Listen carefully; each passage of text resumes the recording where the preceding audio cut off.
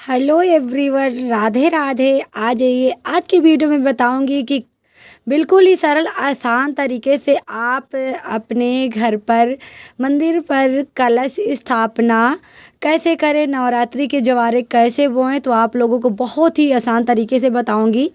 पहले मैं बता दूं कि 22 तारीख दिन सोमवार यानी 22 सितंबर दिन सोमवार से नवरात्रि का पहला दिन है, यानी बैठकी पहला दिन शुरू हो रहा है। तो आप लोगों को जिस जगह कलश स्थापना करनी है उस जगह आप लोगों को अच्छे से साफ कर लेना है।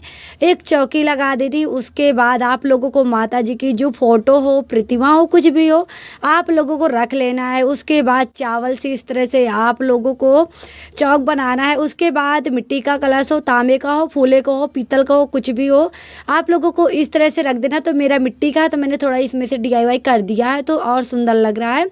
और इसमें से आप लोगों को जल डालना है। उसके बाद हल्दी, सुपारी, लौंग का जोड़ा और कुछ पैसे, और इसमें से अच्छा यानी चावल थोड़ी सी आप लोगों को डाल देना है, इलायची डाल देना है।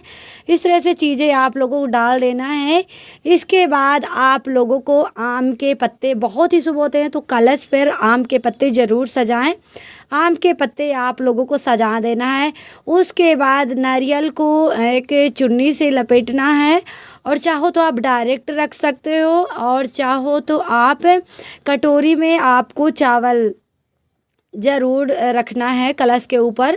तो देखिए यहाँ पे मैं आप लोगों को नारियल रख के भी दिखाई हूँ, और चावल कटोरी में भर के साबुत चावल ले लेना है और इस तरह से कलश के ऊपर रख देना है। उसके बाद आप इनके ऊपर नारियल रख देंगे। तो इस तरह से आप लोगों को नारियल को रख देना है, और बहुत ही आसान सरल तरीके से आप लोगों को मैं पूजा करने की विधि बताऊंगी। इसके बाद आप लोगों को थोड़े से चावल डालना है, और वहाँ पे आप लोगों को गणेश जी को बैठाना है। और कोई भी पूजा हो, गणेश जी की पूजा हमें ज़रूर करनी चाहिए। इसके बाद हमें नवग्रह स्थापित करना है। आप लोगों को नवग्रह स्थापित करना है, और बहुत ही शुभ होते हैं। तो आप लोगों को चावल के इस तरह से नवग्रह स्थापित कर लेना है। और अगर सुपारी हैं तो आप इनके ऊपर एक एक सुपारी रखें नौ, अगर नहीं है तो आप इनकी ऐसे ही पूजा कर सकते हैं बस। इसके बाद आप लोगों को जवा ज़रूर बोना है, और कलश स्थापना में जवारे बहुत ही शुभ होते हैं। तो देखिए मैंने मिट्टी का कटोरा लिया हुआ है और इसमें मिट्टी डाली है, और इस तरह से आप लोगों को जवारे बो देना है।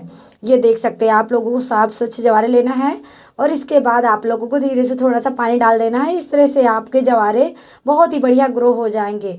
ऊपर से थोड़ी थोड़ी आप लोगों को मिट्टी और डाल देना है, और इस तरह से जवारे जवारे आप लोगों को ज़रूर बोना है। तो इस तरह से मैंने ये रख दिया। इसके बाद आप लोगों को माता जी के लिए यानी पान यानी बीड़ा ज़रूर समर्पित करना है। तो पान लेना है, पान में से 2 लौंग और इलायची, और आप लोगों को कुछ बतासे ज़रूर रखना है। ये बहुत ही प्रिय माता जी को, तो आप इस तरह से ये ज़रूर समर्पित करें माता जी को। और देखिए जो भी भूल चूक हो माता जी से प्रार्थना करें कि जो भी गलतियां हैं पूजा वक्त करते वक्त तो माफ़ करिएगा। इस तरह से फिर कुछ दक्षिणा रखनी है। इसके बाद माता जी का पूरा श्रृंगार रखना है। तो जो भी आपके पास माता जी के लिए रेड चूड़ी या ब्लैक इस तरह से आप ले लें, माता जी का पूरा श्रृंगार ले लें। चूड़ी है, बिंदी है, मेहंदी है, सारी चीज़ें आप, सिंदूर है, महावर है, सारी चीज़ें आप माता जी के लिए। उसके बाद मौसमी ऋतु जो भी फल है आपके, केला से हो तो आप फल ले लें। उसके बाद आप लोगों को पूजा करनी है, तो सभी को स्नान करा देना है। इसके बाद आप लोगों को माता जी को सिंदूर लगाना है। वस्त्र रूप गणेश जी को कलावा समर्पित करना है। माता जी के लिए चुन्नी समर्पित करना है, और सबसे प्रिय पुष्प माता जी का गुड़हल का फूल। तो आप लोगों को माता जी के लिए गुड़हल का फूल ज़रूर समर्पित करना है। तो इस तरह से आप लोगों को देखिए जिस तरह से मैंने किया हुआ है आप लोगों को इस तरह से ज़रूर करना है। और इसके बाद आप लोगों को हवन ज़रूर करना है। तो हवन में आप लोग एक कुंडी में हवन करें, और उबले से उसमें से आप जैसे हवन की जो भी सामग्री हैं आप वो भी करें। और जो अगर समर्पित कर रहे हैं, जो चीज़ें आप माता जी को चढ़ाए हैं वो भोग स्वरूप उनको आप लोगों को हवन करना है। तो हवन में आप लोगों को 2 जोड़न लौंग डाल देने हैं, और जो बतासे मिश्री जो भी आप चढ़ाए हैं उनका भी हवन आप लोगों को करना है। तो इस तरह से आप लोगों की पूजा हो जाएगी। और पूजा बहुत ही सरल आसान तरीके से मैंने बताया हुआ है, तो यहाँ पे आप लोग देख लीजिए। मैं सभी में अभी सिंदूर लगा रही हूँ। कलश में, नारियल में, माता जी में, गणेश जी में, और जहाँ पे मैंने जवारे बोए हैं उसमें सभी में आप लोगों को इस तरह से लगा देना है और इस तरह से आप लोगों को पूजा करनी है। हाथ जोड़ करके माता जी से प्रार्थना करनी है, आरती उतारनी है। माता जी की जो भी आरती आप लोगों को आती है वो आरती आप लोगों को ज़रूर करनी है। पूजा करने के बाद आरती ज़रूर करनी है, हवन करना है। उसके बाद माता का चालीसा है, तो माता जी की आरती है, माता जी का पाठ है, जो भी आप 9 दिन में पाठ करते हैं, चालीसा है, माता दुर्गा चालीसा है, जो भी आप पढ़ना चाहते हैं तो आप ज़रूर करें। इस तरह से देखिए आपको हवन करना है, धूप बत्ती जला देनी है। पूजा इसी तरह जिस तरह से नियम पूर्वक हम करते हैं उस तरह से पूजा करनी है और प्रेम पूर्वक अपने दोनों हाथ जोड़ करके माता से प्रार्थना करनी है कि जो भी पूजा करते वक्त हमसे भूल चूक हुई हैं तो माफ़ करिएगा। और आप लोग सारी चीज़ें देख लीजिए, मैं आप लोगों को सारी चीज़ें दिखा दिखा करके जो भी कर रही हूँ आप लोगों को सारी चीज़ें दिखा दे रही हूँ। आप लोग भी इस तरह से देखिए, मैंने कपूर से जलाया हुआ है। कपूर भी बहुत ही शुभ होता है पूजा में, तो आप कपूर से भी कर सकते हैं। और जो भी चीज़ें मैंने रखी हुई है सभी को मैंने यहाँ पे हवन में डाली हुई है।